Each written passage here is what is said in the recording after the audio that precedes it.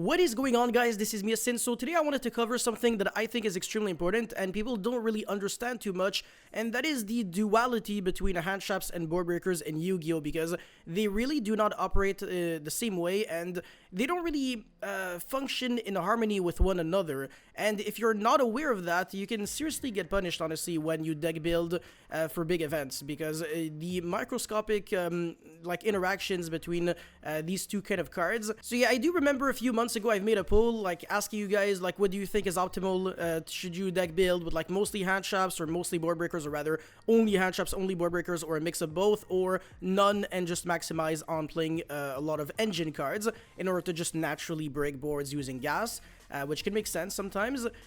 Maybe not in like modern day Yu-Gi-Oh, because there's a lot of like FTKs, S decks that makes just unbreakable boards, but in a world in which people don't play that many hand traps, it might make sense. But yeah, how about a mix of both? How about if you main deck, let's say like 6-7 hand traps and 6-7 board breakers? Can this actually really make sense? Or also alternatively, what happens if you main deck, let's say 12 or 15 hand traps, or you maybe side like 9 board breakers? Does that also make sense? Well, in this video I'm going to be I'll try to answer all these questions, but before we go any further, I would really appreciate if you could smash the like and subscribe button. It really motivates me a lot to keep making videos like these, and I really need your guys' support. It really means the world to me. And now let's get right into it. Alright, so first things first, hand traps. Alright, so I listed 10 here, and in a very specific order, because hand traps, the particularity about them is that they're typically only really playable on turn 0, aka your opponent's first turn when you are going second. So you want hand traps to be live in your opening 5, whereas board breakers, you can't really use them on turn 0 again. So you either can afford to like wait a full turn, and then you look at your opening 6 going second, and then you can use all of them. So that's the beauty about them. They're used to break already established boards, whereas hand traps are not trying to break boards, but rather stop boards from being established. However, there are some exceptions to the rule. There are some hand traps that can be drawn for turn and still have a lot of value, and almost be comparable to board breakers to a certain extent. I feel like Infinite Impermanence is the one that we can all agree with is probably the best card to draw as your 6th card, because if you do, it's basically just another Forbidden Chalice. So there's really just no drawback to playing it.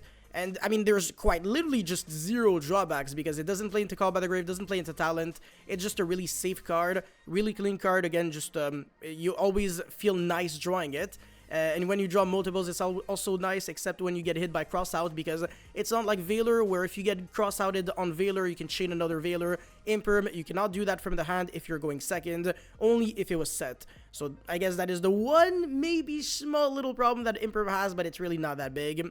Bestial monsters, I think, are also very, very nice to top deck for turn, because the thing is, they don't even have to be used necessarily as hand traps and or just interruptions in general against your opponent. If they do, it's just a bonus, but the best thing about the Bestials is that you're banishing something from the grave, so that's 1, and then you're summoning a monster on the field, so that's 2, that can already apply pressure on your opponent, and then you're also using you get the benefit of the monster that you summon itself. So Magnamut and Jew's Worm are the 2 really good ones, and then Baldric, Saronir, they're more situational. Saronir is like really nice in Despia, but kinda, it's usually just like the 7th, 8th, and 9 Bestial monster in other like kind of Bestial-esque strategies.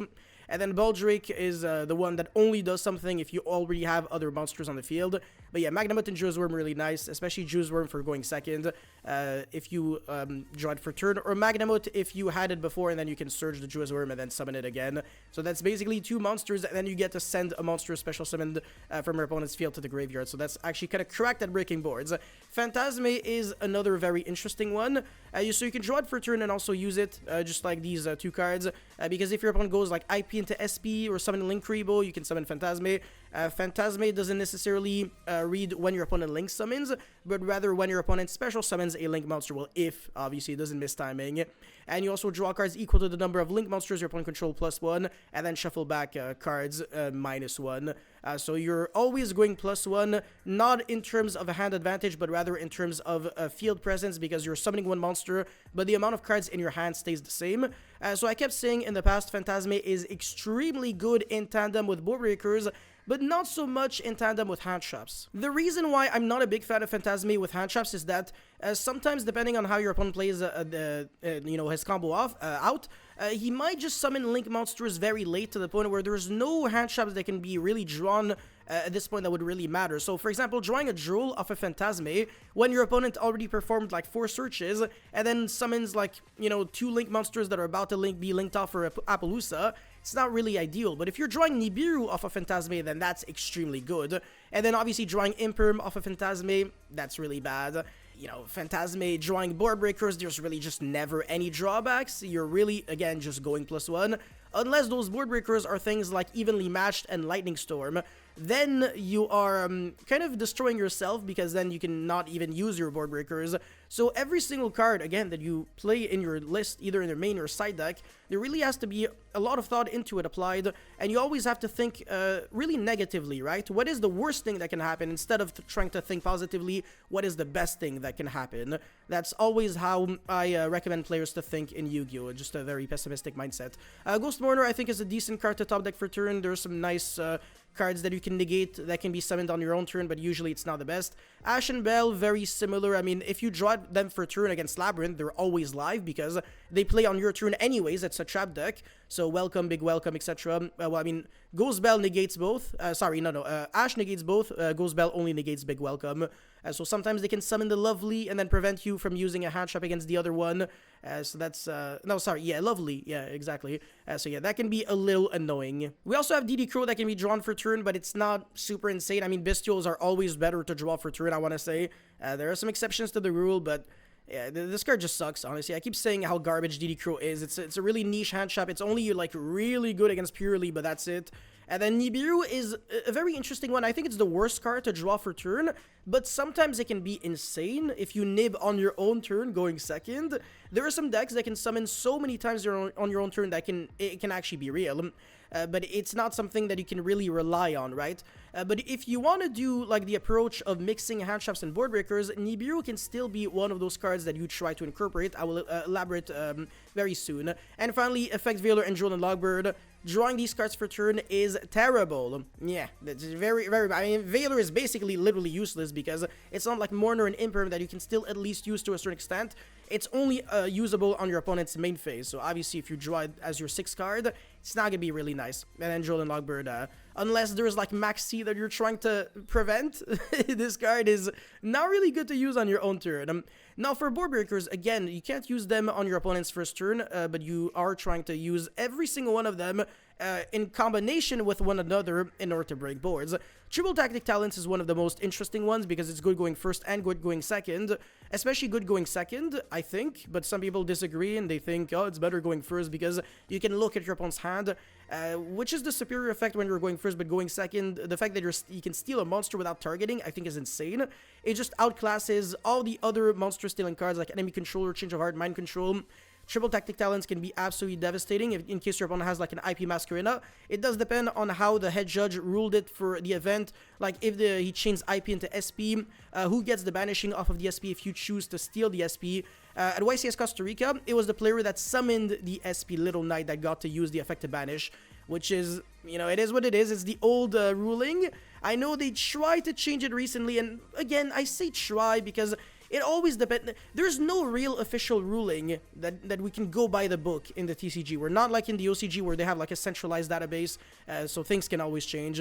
Yeah, I am going on a little bit of a tangent, but anyways, let's go back to the other board breakers. So Enemy Controller, Change of Heart, and Mind Control are particularly good at, again, breaking established boards, or sometimes breaking half boards, because they just, they're really simple. They just steal one monster, that's it. Soul Release is good when your opponent has an established graveyard, which, again, not really relevant in case you hand trap your opponent to death. So it's not super good to play with hand traps, unlike these cards, which I think they can still somewhat be played. Cosmic Cyclone. The thing about this card is that you can still play it with hand traps, and it can still always be good going second, because you can either snipe non-engine cards like Imperm, if you use it blind and your opponent only has one back row, or you can use it on anti-spell, summon limit, these kind of cards. So, there's honestly just no drawback to playing Cosmic Cyclone on top of hand traps if you're going second. I think that's fine. I think where it gets completely unacceptable is the big board breakers, right? The big boys. So Dark Ruler, Forbidden Droplet, Evenly Matched, and Sphere Mode. these 4 cards, you have absolutely no business mixing with hand traps. They do not work well with each other. I keep seeing people try to do like 15 hand traps in the main deck with evenly in the side, or a mix of sphere mode and a hand trap sometimes even in the main deck. I've seen this in YCSs, by the way. I'm not joking. I'm not making this up. There are some people who main deck sphere mode, like unironically, with a lot of hand traps. To me, it just doesn't make sense. And also Dark Ruler, I've seen it all. But the thing is, the goal of these cards is to let your opponent commit as much as possible, waste as many resources as possible from the extra deck, from the hand, from the deck, etc. And then you punish him for doing so. And then you break everything, and he won't have that much of a follow-up. But with the hand traps, you're not removing any resources from your opponent's deck or extra deck. You're really just preventing your opponent from getting to those resources.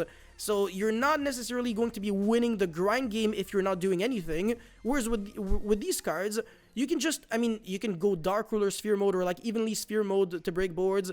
Dark Ruler Sphere mode kind of just defeats the purpose, but you get what I'm saying. Like, there are some hand traps, board breakers that work insanely well with each other, that allow you to just break a complete board in using only like 2 or 3 cards, and then your opponent can't really do anything for the rest of the duel. So yeah, if you are playing like these 4 cards, I recommend just might as well commit to like a full board breaker approach, because again, evenly with hand traps doesn't really make any sense. If you hand trap your opponent to death, he might end on like just not a lot of monsters, like IP with a monster pass in order to make an SP on your turn.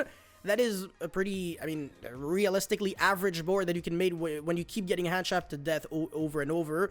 You can't really do too much because your effects are all negated, but you still have your bodies on the field. So that's the reason why it makes sense that you can end on an SP or an IP with a monster.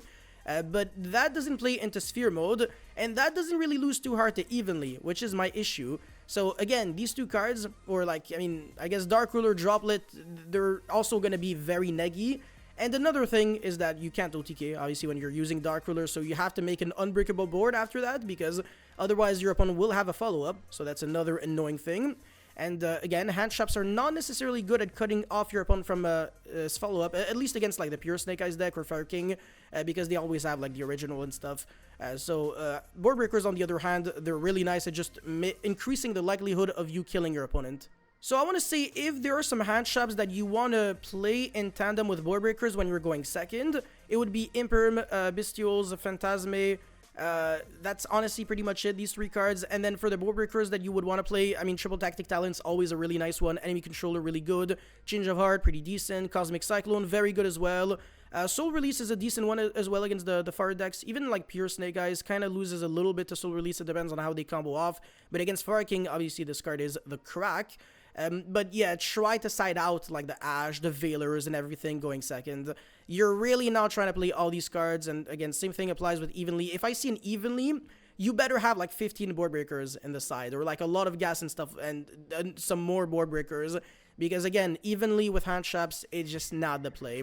Again, you're not trying to evenly for like 1 or 2 cards. So yeah, and by the way, Crossout Designator is kind of like a board breaker if you choose to use it as a board breaker, or it can be like another Triple Tactic Talents. It's a really flexible card, but you can call Summon Limit, Anti-Spell, D-Barrier, and some other like powerful one-ofs that can be used in certain decks, so that's always nice to know. And finally, Triple Tactic Thrust is a card that I didn't really want to cover because it loses to Drool, so nobody's really playing it right now, and if you're using the effect to set a card, it's usually kind of crap. But yeah, that's pretty much all I had to say for this video. You guys let me know your thoughts about playing hand traps and board breakers. Do you guys have you guys like figured out like the best approach, like some hand traps that work really well with some board breakers and some that don't? I really want to hear your guys' thoughts in the comment section below. Thank you so much for watching. Don't forget to like and subscribe, and I'll see you guys very soon. Peace.